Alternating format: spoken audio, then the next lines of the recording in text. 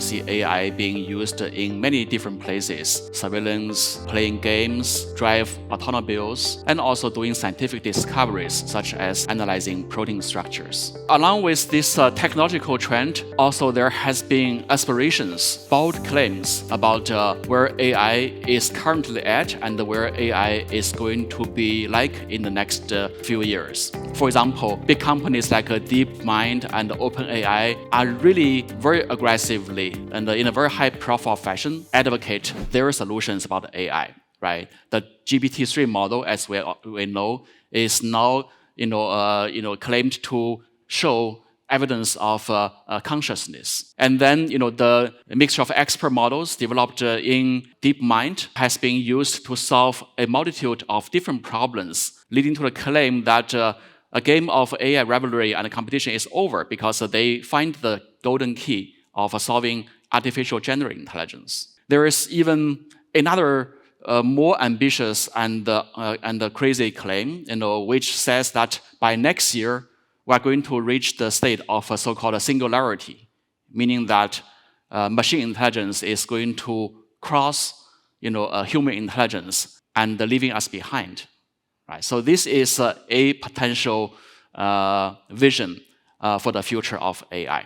Obviously, as a computer scientist and also as a AI entrepreneur, my bet is not on these type of planes. In fact, I want to show you some uncomfortable realities about AI as I see as a researcher.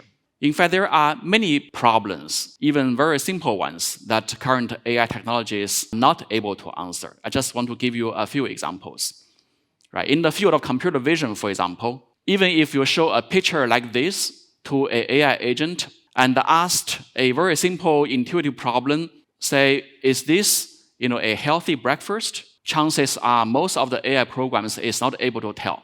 Okay, they are very good at labeling objects. Say there is a banana, there is an apple, there is a plate, but they cannot reason beyond at this object level. Right? That's actually a limitation. Reasoning, especially visual reasoning, with common sense, with background knowledge, is still a hurdle, in AI. On language part, again, natural language understanding and natural language generation, seems to be right now at a pretty amazing level. We saw, for example, GPT-3 and other AI big models producing, writings, articles in the style of Shakespeare or any other famous writers you choose, and they can write a Shakespeare-style email as your email assistant.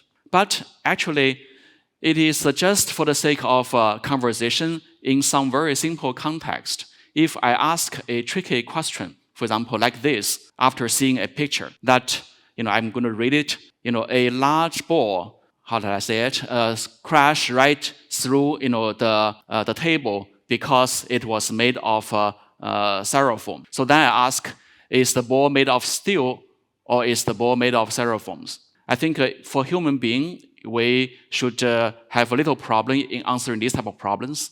But believe it or not, a GPT-3 type of model is not able to answer this correctly in many of the cases. Right? Again, this is a problem of natural reasoning and also complex higher order reasoning, which is not currently still solved in AI models. I can go on and on with longer list of questions, in the space of emotion, in the space of common sense reasoning, rational and logical reasoning, and also questioning, answering, and understanding the unknown, discovery, and so forth. It doesn't seem like the current big models, or even the way we are doing AI now, which is heavily data-driven, is able to address. Now, talking about the industry, I just mentioned about some of the intrinsic hurdles in academic AI. But in industry, the problem is actually even bigger.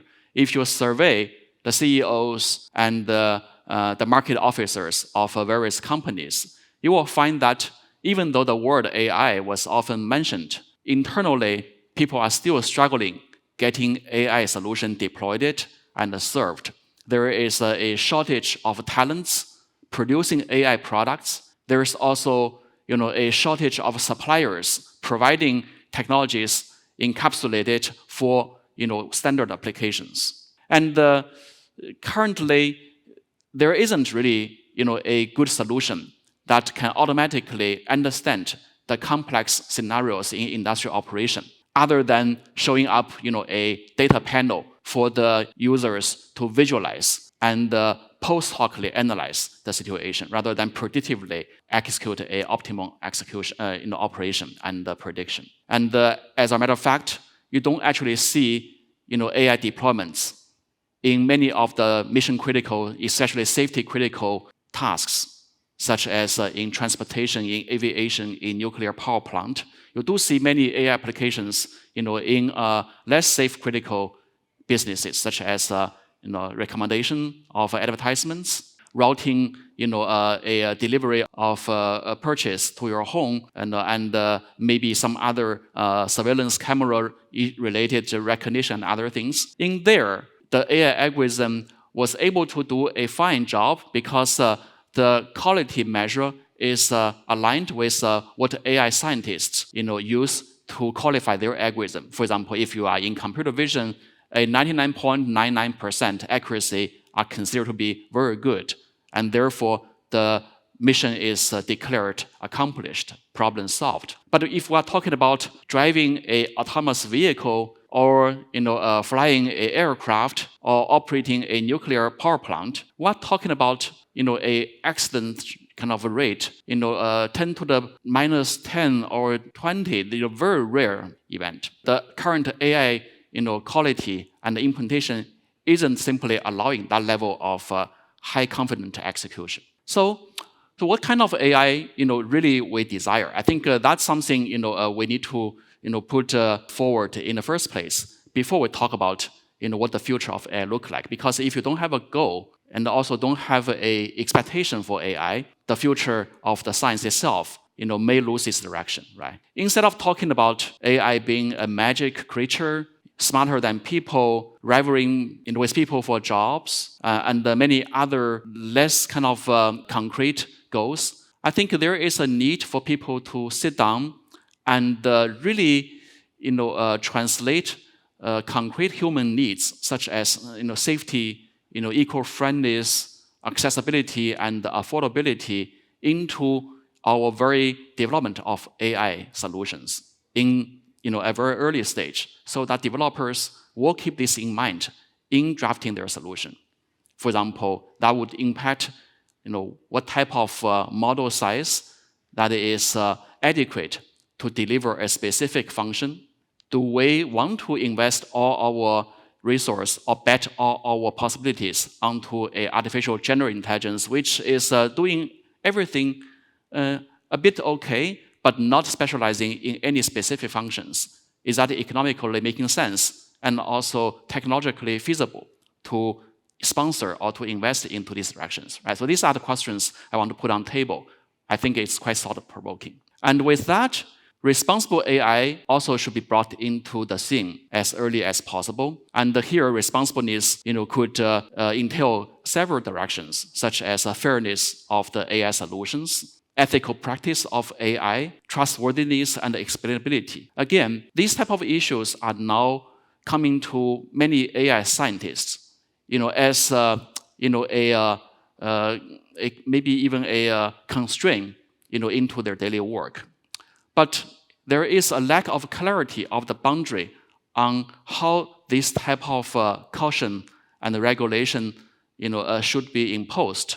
It is really the issue of AI users, policymakers, or the general public, or it is an issue that is residing in the core of fundamental AI research.